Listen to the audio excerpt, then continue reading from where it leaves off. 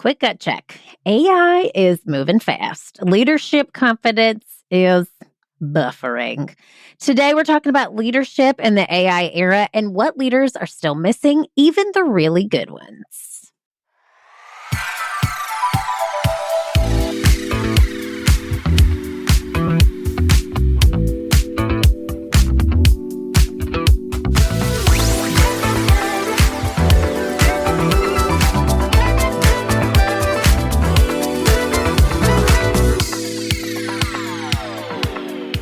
Peeps, welcome to Workday Playdate with Improve It. I am Erin, and this is the podcast where we talk about work, leadership, and culture like real humans, not robots. So this month on the show, we are diving into leadership, not job titles, not org charts, leadership in moments that actually matter. And y'all, if there is a moment that actually matters, it is now. So AI is changing how work gets done. It's changing it rapidly. And what I'm seeing is leaders investing in tools while quietly wondering how they're supposed to lead humans through all of this. So today's guest, y'all, oh my God, I could talk to him forever, is someone who has lived inside that tension. Steve Cadigan has built LinkedIn during massive hypergrowth, served as their first chief HR officer. That is the chief HR officer of LinkedIn, and has spent decades advertising leaders, companies, and even governments on the future of work. What I love about Steve is that he doesn't romanticize leadership. He tells the truth, and you will see where I'm saying truth here in a minute. Okay. I know I said we were going to talk to Steve, but one second. I just want to talk to you a little bit more about the problem. Okay. Leaders right now are racing towards AI, but many are skipping the hardest part, leadership. We have organizations rolling out tools faster than they're having conversations. Employees are asking big questions. Am I relevant? Am I safe? Do I still matter here? And leaders are asking a different question. How fast can we implement this? The gap is where the trust gets shaky. And this is why this conversation with Steve matters so much, because he has seen, I should say, what happens when leaders prioritize efficiency over humanity. But here's the epiphany, y'all. AI does not replace leadership. It exposes it. When work is predictable, leadership can coast. When things get complex, leadership shows. Data backs this up. Even as productivity tools increase, employee engagement is flat or declining. Leaders report feeling less confident today than they did just a few years ago. And now we have more tools than ever, and fewer leaders feel grounded. The solution is not better software alone, it's better leadership behaviors. And this is what today's episode is all about. What leaders need to unlearn, relearn, and finally stop pretending they know. All right. I promised you, Steve. Let's get to it. Here is our Playdate with Steve Cadigan.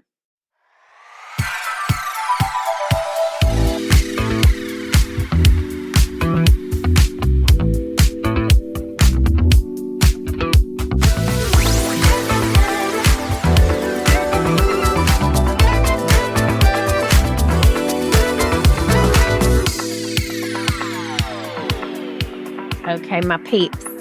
Y'all are in for a treat today.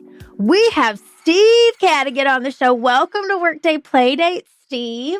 Great to be here. Oh, I'm so excited. I'm going to get my water jug. Just give myself some hydration here for the moment. Steve, your background is so impressive. The peeps are thrilled to hear from you. We're going to talk today on the show about leadership. That is our monthly theme. Okay. What is an intention you want to set for our time together today? It could be a word you want to receive, a word you want to give. What's something that comes to mind? Trust is definitely on my mind as I start thinking about what's in front of us, the unpredictability of the landscape, a lot of scary rhetoric around robots are coming for you, AI is going to take your job. So I want to really intentionally focus on trust this year. Mm-hmm. Oh, I love that word. And I think so many people can resonate with that. It's so funny because I I'm going to just slip some podcasting secrets. I batch record, and you are the second person I've talked to today about AI. It's on everyone's minds. It's on HR leaders. It's on our clients' minds. It's on our partners' minds. It's on my mind. So I'm so glad we're going to break through a lot of conversation and talk about trust and how we can trust. But I want to start with just a little something fun. Okay. This is called the leadership reality check. Okay. So in improv, we use improv comedy around here. We say yes and as a way to not necessarily agree, but add to the conversation. And then no because is like a hard stop. No, don't go any further. Okay. So I'm going to ask you 4 different questions, or I'm going to say 4 different statements, I should say. And I want you to tell me yes and tell me why, or no because and tell me why. Okay.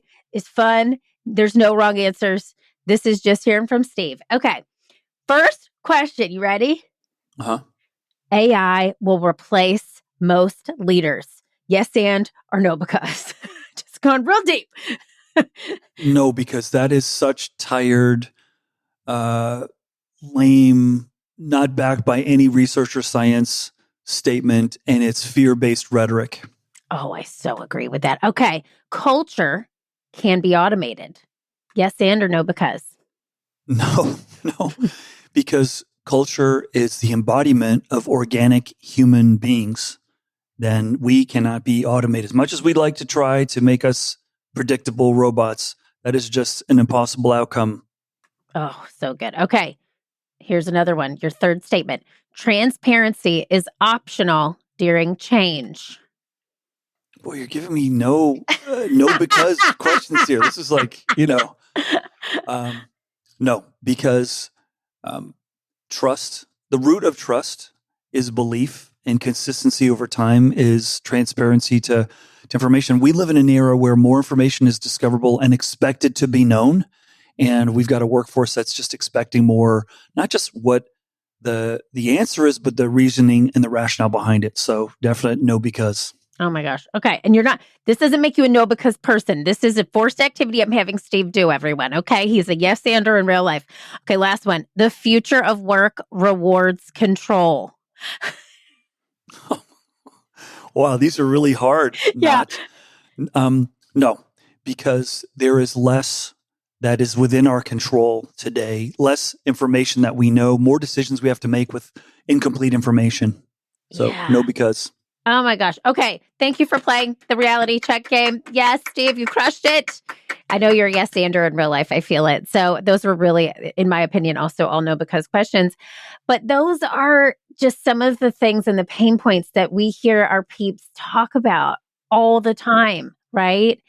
Right. And let me, I know what's behind all those. What's behind all those are outdated models of thinking and leading that an earlier generation was taught was how we get the outcomes is we've got to control. We've got to control the message. We've got to control the people. We've got to be, have a rock hard culture that can't change and be immovable.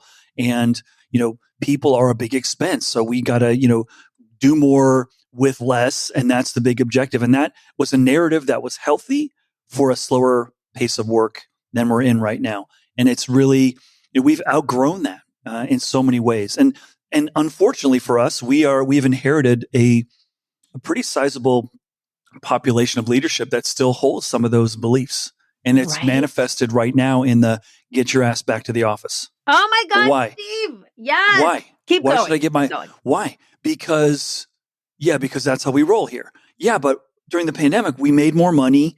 I was more productive. Actually, my life was more productive. I got a better relationship with my spouse and my kids. And I'm more, and I work to live. I don't live to work. And so you're making more money. I don't understand. Why are we doing that? And then the leadership's like, well, I don't know how to lead a remote culture. I was never taught how to do that. I'm terrified that our teamwork is going to dissolve and dissipate because you all are in different places and you're in your pajamas and I see her kitty cat walk across the screen. We're on a Zoom call. Like, that's just freaking me out. Yes, leader. However, look at your bottom line results. Like, people are staying longer. They're having more fun, and is that one domain, if we all have to be together, the only way we can realize a great outcome? And so that's there's two sides to that whole issue. I empathize with the leaders that are like, yo, I'm not prepared to lead a really remote team. That scares the hell out of me.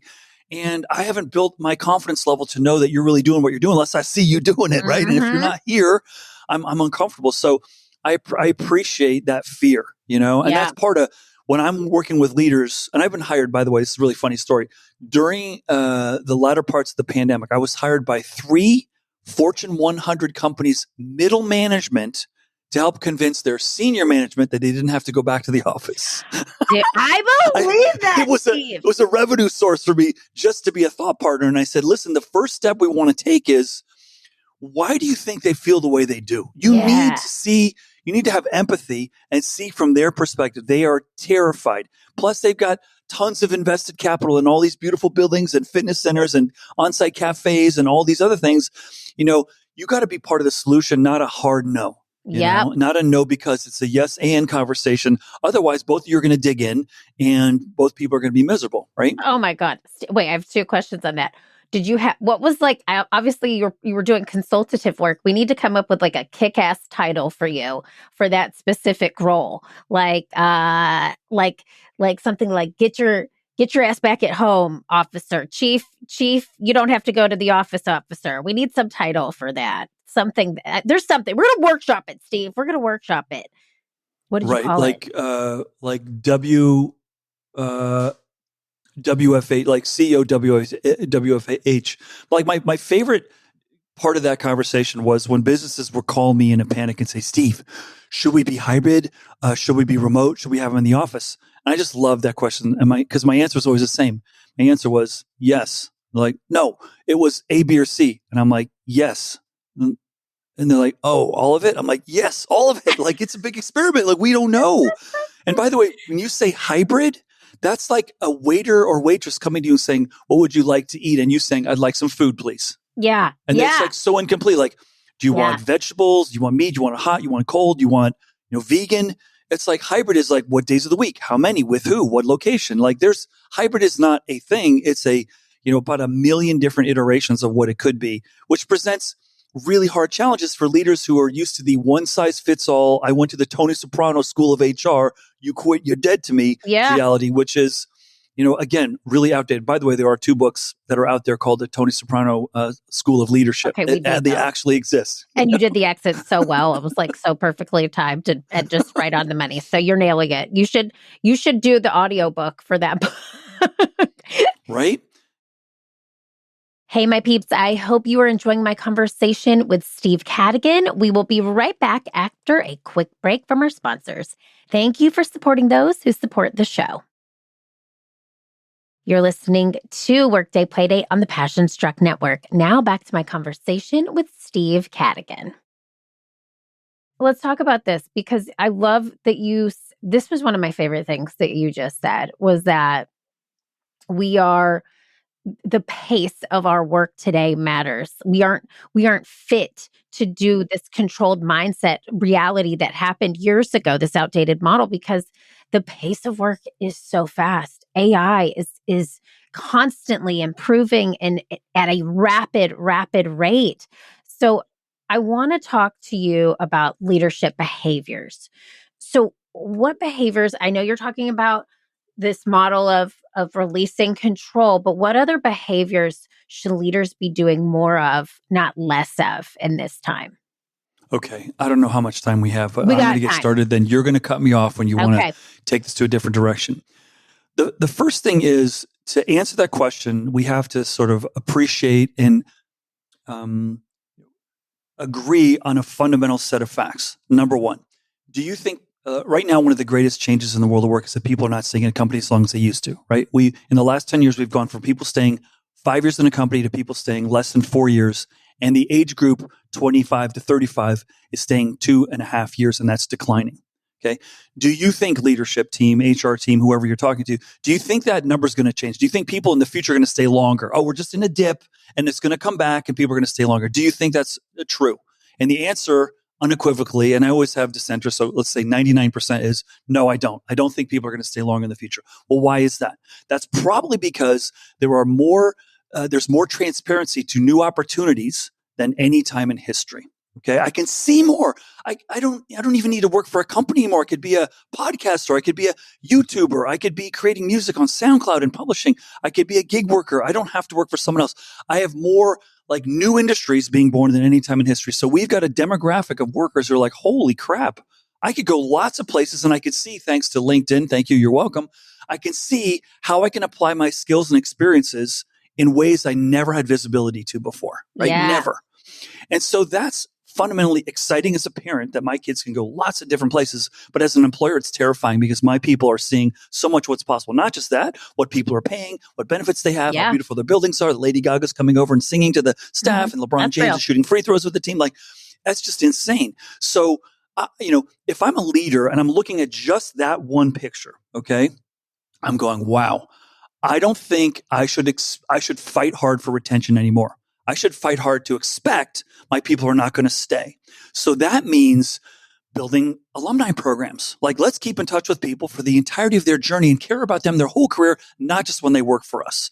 Let's, when they quit, not say, oh, 2 weeks notice. No, tomorrow's your last day. Get out. You don't like us. We don't like you. I'm not sexy. You're not sexy. That's so unhealthy. So I think we need to step back and say, okay, let's build to expect them probably not to stay. So what does that mean? That means if I get a job that takes someone 5 years to understand and to do, I'm gonna be constantly shooting myself in the foot and be disappointed because they're not going to stay 5 years. So maybe I need to re-engineer that job so two people can figure it out in 6 months, right? And so the usual response is, well, Steve, that's hard. Yeah, it is hard because it's different. But the architecture that was built was not for people to be leaving so fast. Now people are leaving fast. Second thing, this is more for HR leaders. Hey, do you realize that if you agree that most people are not going to stay as long as they used to, every one of your benefits, every one is built around retention. Every single one. The longer you stay, the more vacation you get, the more 401k you get, more 401k match you get, more eligibility for promotion. But you just told me your people probably aren't going to stay. So why have you oriented your whole program for that? Exhibit 3, compensation. Okay. I did a poll on LinkedIn a few months ago and said, where did you have the greatest career leap in your career? In your company that you were staying in, leaving to go to a new job, or starting your own company? 70% said it was either leaving to another company or starting their own business. 70%. And that's just wild. A fact. Like the 300 people, was it just an aberration? Is statistically significant? I think so. Ask the same question to people, exhibit number 4. Where did you receive the biggest salary bump in your career? Staying in the same company? Moving to another job? 75% moving to another job. Yeah. You look at them and hey, this company's great. The grass is greener. They're looking at you like you're perfect. They don't know all your flaws and you don't know theirs yet. So you're worth more. And in a market where people are hard to find, it's much easier. So what are companies doing about that? Because we budget in HR, we budget for your annual increase from 0 to 10% usually. You don't budget for new hires. You just pay what you got to pay. Yeah. And so talent is figured out like that's broken. This compensation system, the benefit system, and reward systems are broken. So as leaders, my advice is we're going to have to experiment and build some new practices. And the last one that's a really, really big one, and I think this is the biggest problem that I'm going to focus on in 2026, is the need for new skills by organizations has never been at the pace that we need today. I need new skills faster than any time in history. And the greatest example is 5 years ago, LinkedIn said the hottest skill that is being sought after right now, the hottest job is what's called a prompt engineer. Okay. Go into AI with a special prompt and get all the data. Well, guess what? Do you know how many prompt engineer jobs are posted on LinkedIn today? Krispy Kreme, Dunkin' Donut, nothing. Well, because we're all prompt engineers now. That's right. The technology advanced to the point where we don't need a prompt engineer. And that's the world we're living in. Like, oh my God, we need to have that. Oh my God. Like I was joking the other day, someone put a post out, senior AI engineer. Like, well, how many of those are out there? Because this technology hasn't even been around long enough for there to be much of a pool. But that's a big challenge for leaders. If I need new skills and I know my people aren't going to stay around a long time, who's responsible for building the new skills? Because us in HR, listen, we know when the things get rough, who's the first team that gets knocked out? Learning and development. Yeah, let's get rid of learning and development. They're just a sort of a nice fringe benefit. Nice to have. Yes. No, I'm sorry. That is core to your future. Yes. It's growing your people. So what leaders are going to have to do, because schools aren't ready for this, governments aren't ready for this, and businesses definitely are not ready to grow people fast enough to meet the skill demands. So what's going to have to happen is your job is no longer just doing, it's learning and doing. Oh my And God. it's going to be pretty close to 50%. And that doesn't mean, Erin's going to come in with her professors from, USC, and that's not Southern Cal, it's South Carolina, y'all. Thank you. That's Thank right. you, That's Steve. right. Let's Thank go you. Gamecocks. So I'm a Clemson fan, though. I went to Clemson. okay. So you know, all right, Tigers, go okay. Tigers. Paul.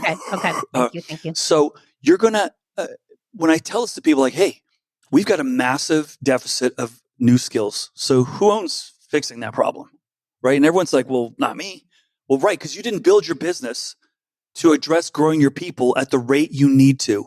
And the schools aren't sure what to build because when they ask you what skills you need, you don't have an answer for them. And governments are just like, I'm not sure how this is going to work. So by the way, as an aside, the companies that are struggling with this the least are the ones who've partnered with universities very closely. Oh, interesting. Okay. Just a little clue. Fun fact. Yeah. I have so many thoughts to unpack from this one answer. Like you literally, I could go 700 ways. I got to land the plane. We're going to be every episode this month, I think. That's what I see is happening right now. Yeah, I know. I'm like, oh God, got to land. Okay, but I'm really thinking about your last thing you just said, Steve, which is like, I even think back to my college experience 20 plus years ago. I'm using zero things. I have a communications degree, so there's that anyway. But the technology, the landscape, the things that exist in the world and that I use in my business today did not exist 25 plus years ago. They didn't. Okay, can I debate you on that? Yeah. I think you're wrong. Okay. I think, look at what you're doing right now. I'm communicating. In the business of communication. That's right. I'm not going to hate on Clemson. I'm just going to tell you that learning a bunch of communication theories was great in theory. I should have done I did a little media minor. They didn't have a full media program. But keep going, Steve. Keep going. Well, you're right. Let me tell you, because the comment you made is a definite trigger for me in a healthy way. So I am the son of a minister and a social worker. My mom ran daycare centers. My dad's an Episcopal minister who moved from pure ministry into a Episcopal school and became the headmaster of a school.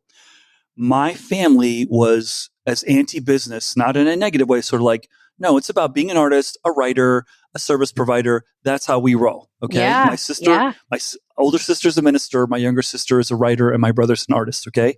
And I'm the one, my parents probably go, what happened here? Yeah. Like where did we go wrong with this guy?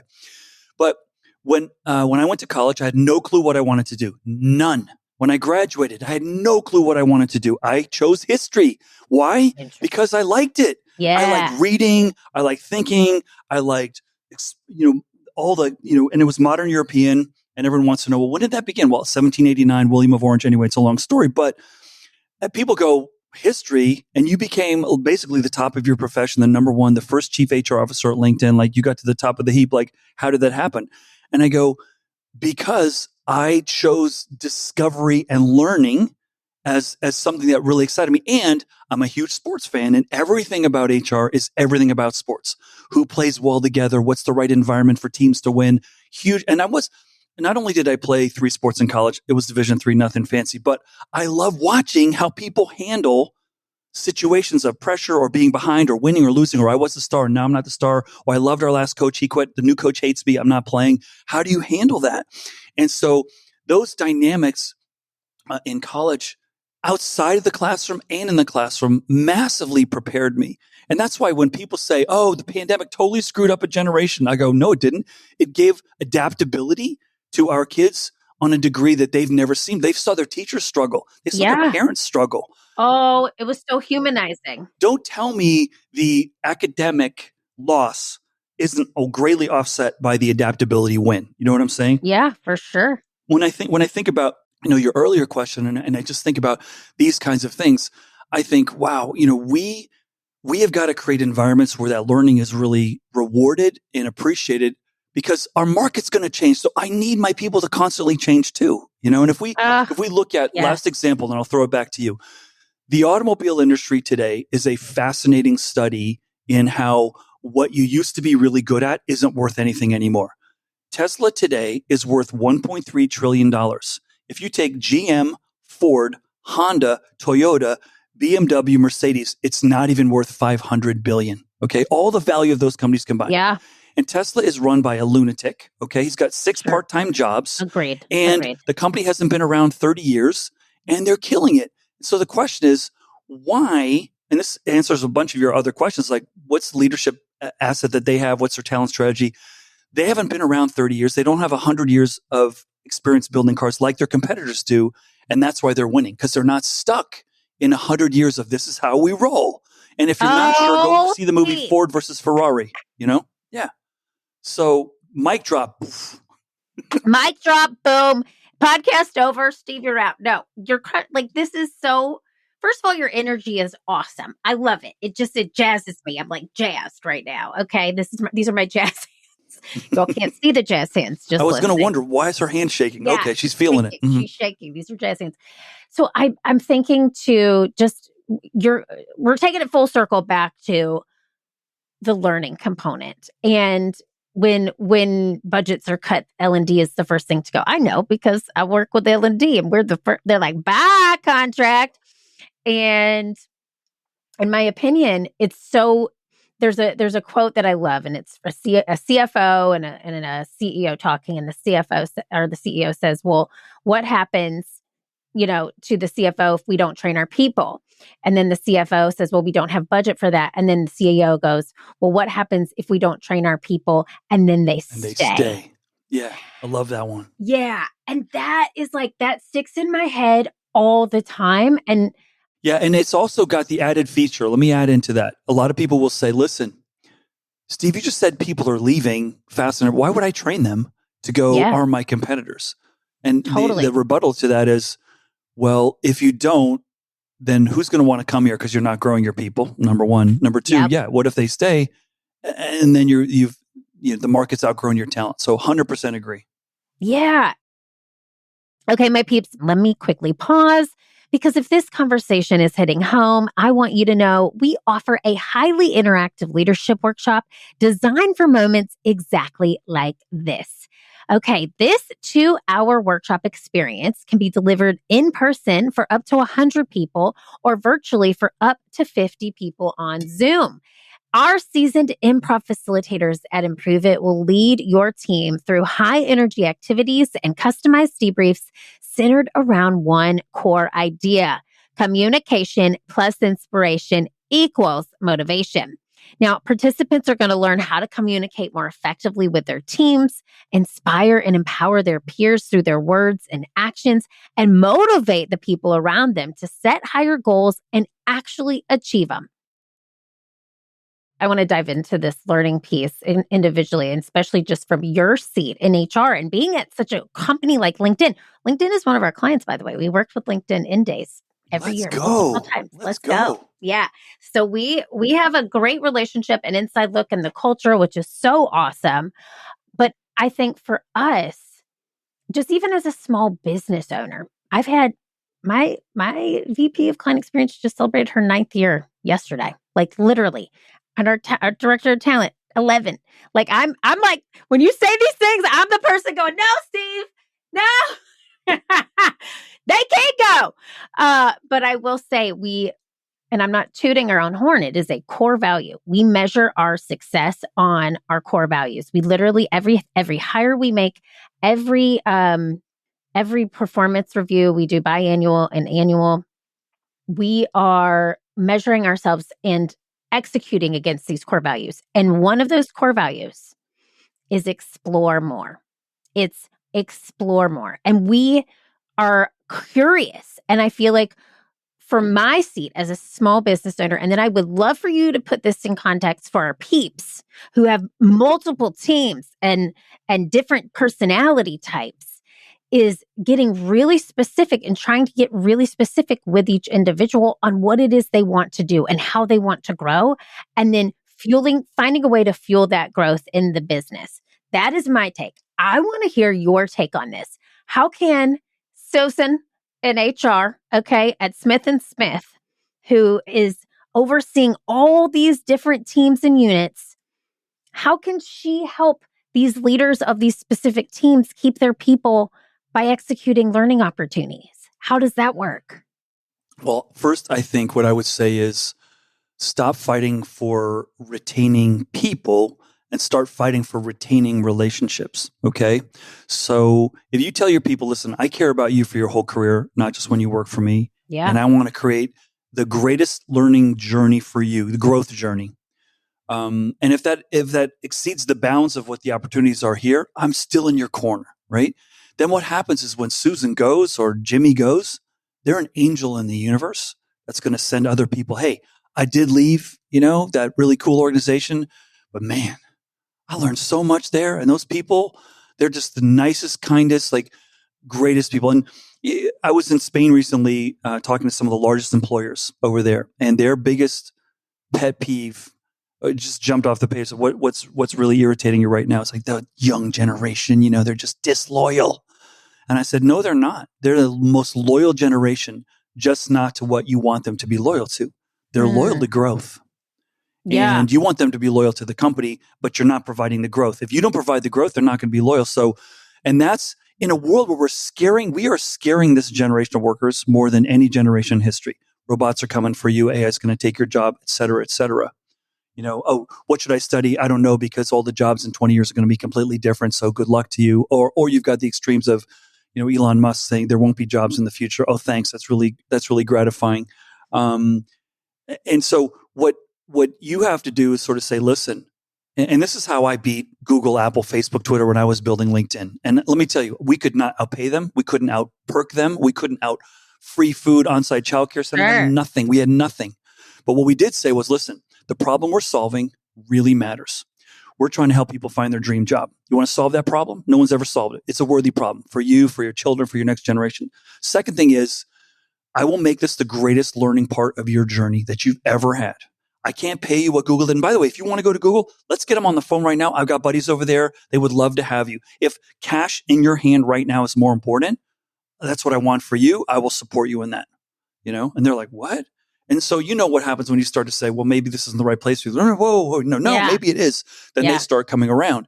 But that I think it's really hard right now. This conversation is really scary for people to say, because I'm used to saying everything I do is built to keep you here. And I think that is an unachievable outcome. If you believe that I can still build great value even without people staying a long time, right? I can still do that. And I just did a study of the 5 of the most successful companies in the last 5 years who've made the most amount of money, the most amount of value creation, the most amount of stock growth. And it came down to Microsoft, Broadcom, Apple, Google, and NVIDIA. And do you know what the median tenure is for those companies? If I combine all those? Please tell me. 4 years. 4 years. Wow. No. So the companies that are making the most, growing the most, making the biggest impact in the economy, are they doing it because of all those 30-year service awards that they're giving out? No. They're doing it because in a world that's changing, it happens that new people with new ideas, new perspectives, new ways of solving problems, we used to call it diversity, but we're not allowed to use that anymore. Those people bring enormous power to you in a world that's changing.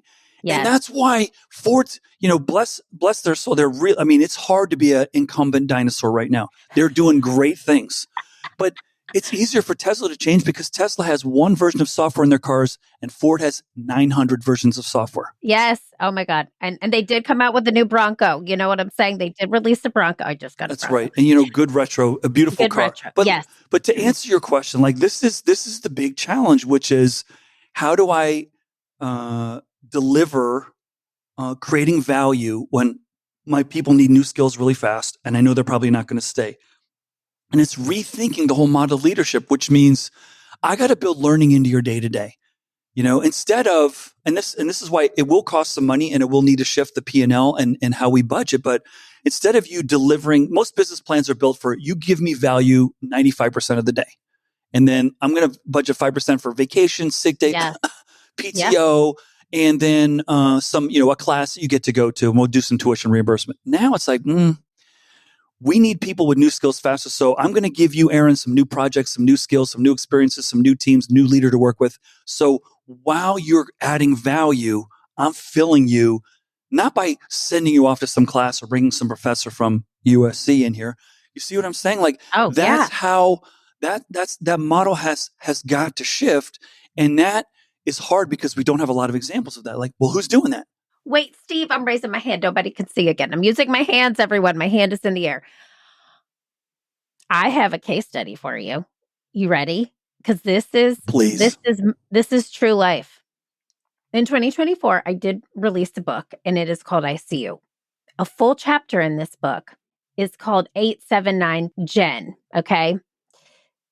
This was a juxtaposition of a leader I had, a former leader named Chad, quote unquote, in the book, who wanted to climb the corporate ladder, used me as a rung, and literally made my life complete hell because they wanted to get ahead and they had no cure, like absolutely no idea what I really wanted. They just wanted to use me as extra hands. I left that job and found a job with Jen. I stayed with Jen in a business development job at a recruiting firm, Steve, a recruiting firm for 5 years. I had never done sales in my life, but I stayed because Jen, not just to me, but to everyone in that office, saw potential in all of us. She knew that I was doing improv outside of work. She came to my shows. She encouraged me. She taught me how to network. She taught me how to build relationships. She taught me how to trust. Then, guess what? I had this idea called Improve It. And I said, Jen, I have this idea. She goes, well, why don't we talk to United Airlines, one of our clients, about it? You could see if you could do a workshop for them. My first unpaid workshop was with United Airlines. My second unpaid workshop was with United Airlines. My third paid workshop was with United Airlines that Jen knew that I was going off in the workday to do for somebody else. And I literally, to this day, cannot tell you how her leadership has impacted everything I do. She helped me find learning opportunities within that job to scale my career, to help me network, to help me learn how to do sales better, to help me figure out how I can gain more traction within one client and account. All of those skills I use. She not only saw me for me, but then when the day came, I told her I was leaving to build Improve It. She created a full scavenger hunt of all my favorite places and had me wear a GoPro on my head, Steve. This is real, to capture the memories and gave me the best send off. She is my biggest cheerleader to this day. And then full circle, she was looking for a new job. I had a friend of mine who was the president of Chicago SHRM at the time. I said, hey, he goes, I'm hiring. She's had that job for the past, 10 years and is thriving in that new role. But she helped me and I full circle helped her. And it's been like the most beautiful relationship because her leadership has a domino effect on how I lead my team. And what I would say to all the listeners, replay that story and be that person, be the Jen, Yeah. That if we had more Jens out there, this world would be a better place. And the one of the examples that I love similar to that is Chick-fil-A. Yeah. And now I was in Nashville talking about Chick-fil-A and they interrupted me and said, Steve, we don't call it Chick-fil-A here. I go, did they have a new brand here or something? They go, no, we call it God's Chicken, Steve. I'm like, oh, okay. Thank you for correcting me. Yes, it really is. And what Chick-fil-A did a few years ago, I don't think they do it anymore. On their career website, they featured ex-employees saying, thank you, Chick-fil-A, for getting me my dream job to become an ER nurse, to become a school teacher, to become an educator. Thank you. And Chick-fil-A saying, we're fast food. We know we're not your destination.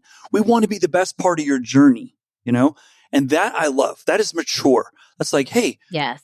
And if you deliver that, a good year in fast food is your turnover is maybe only 600%, which means you get someone for 6 months. Okay. If you can take that to 7 months or 8 months, that's a lot of savings. It's a lot of extra revenue. Right. And they've done it. They're like, okay, this is going to be the greatest learning part of your journey. And we want to help you get, you don't know English as well as you want to. Not only will we ESL you, we'll ESL your whole family because we found when the whole family goes through it, it's a lot stickier. And those are the kinds of examples to give us hope, right? That different models can work. And it's not this whole, the only teams that win are the teams that are together the longest.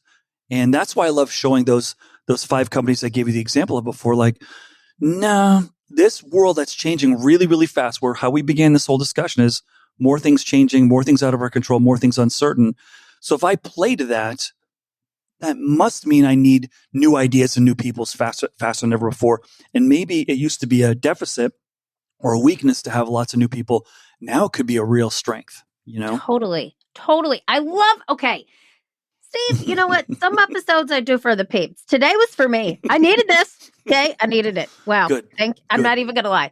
And peeps, this was also for you, but really, I'm taking away a lot here. So I can't even tell you, I could talk to you for hours. You have such a fascinating insight into leadership. And it's what we need to hear right now.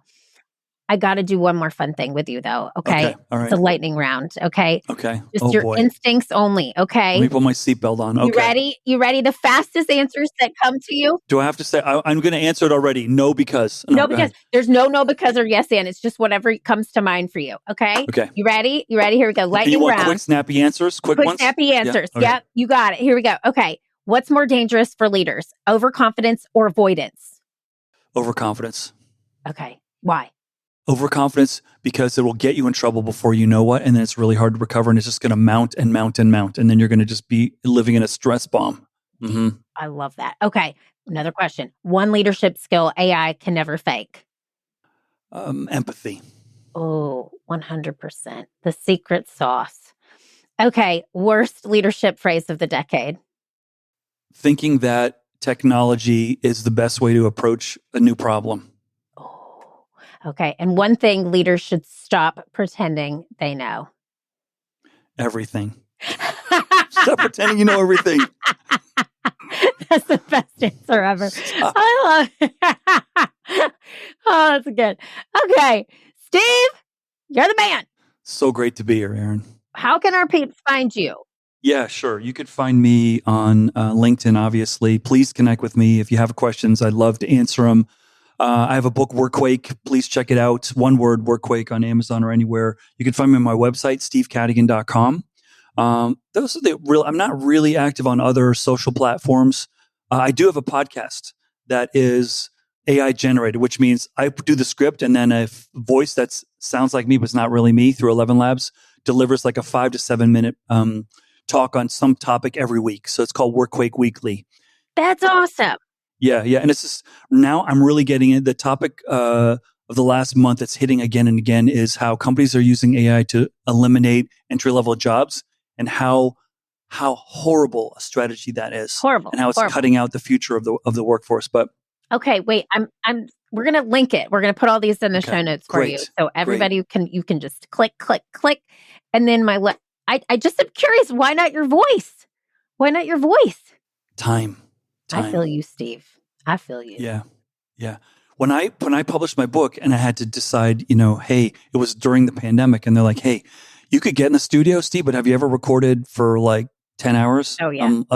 No. Well, some days you're going to be hoarse. We're going to have to retake. You're going to stumble. And I was like, okay, so I paid someone else to do it. And then I heard someone else reading his book, David Goggins. I was like, I can't get enough of David Goggins. So I'm like, and he did something which I'm going to do for my next one, which is, he hired someone to read it, but then he did an interview at the end of every chapter. Let me give you the inside of that. Because people have told me, hey, Steve, you got a really great, you got to use your voice. Yeah. So, but listen to an episode, Erin, and tell me if you can tell. Like, my kids and my wife can tell it's not me. Yeah. Most people can't. Oh my God, that is crazy. Yeah. 11 Labs is really, really powerful. Yeah. Okay. Yeah. Very cool. I'm learning something new every second of every day on this show. So ABL, always be learning. You know what I'm saying, Steve? There it is, full circle moment. And Steve, I trust, okay, our intention came full circle. You're the man. I'm so glad we had you on the show. You have given so much great valuable insight. Peeps, go find Steve. And thanks for playing. Okay, my peeps, as we wrap, here is what I want to leave you with. Leadership in this AI era is not about having all the answers. It's about creating space for better questions. The leaders who will thrive are the ones who stay curious, stay human, and stay connected. I want to thank my guest, Steve, for challenging us and reminding us that leadership still matters deeply, especially now. And today, here is your Playdate practice challenge for the week, okay? This is what I want you to take away. I want you to ask your team one question. What part of AI excites you and what part makes you nervous? Then I want you to just listen, not try to fix it, just listen. This is hard for people like myself, you and me, who are continuously trying to improve ourselves, right? Pun intended. I started a company about it. We'll say so myself. But just listen, no fixing, okay?